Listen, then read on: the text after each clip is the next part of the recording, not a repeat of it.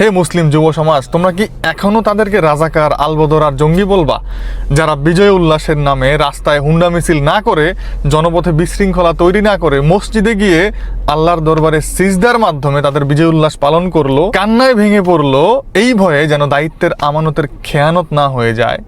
53 বছরের বাংলাদেশে তোমরা কি এই নজির আগে কখনো দেখেছো? এটাকে তোমরা কি বলবা?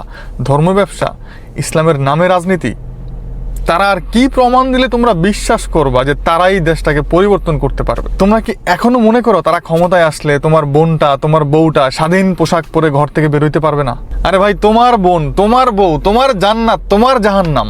তারা তো শুধু তোমাকে রাস্তা দেখাবে, তুমি এই পথে গেলে জান্নাতি, এই পথে গেলে জাহান্নামী। বাকিটা তোমার দায়িত্ব, তুমি কোন পথে যাবা। তোমার বোন, তোমার বউ বেপরদায় চললে এই আলেম সমাজের কিচ্ছু যাবে আসবে না। একটা গোষ্ঠী ইসলামের নামে অপব্যাখ্যা করে করে বিগত 53 বছর আমাদের ইসলামের অধিকার থেকে আমাদেরকে বঞ্চিত করেছে। ছলে বলে ইসলামকে দাবায় রাখার সকল অপচেষ্টা তারা করেছে। এখনো কি ইসলামী দলগুলোকে বিশ্বাস করো না? এখনো কি সময় হয় নাই তুমি তোমার নিজের অধিকার আদায় করে নিবা?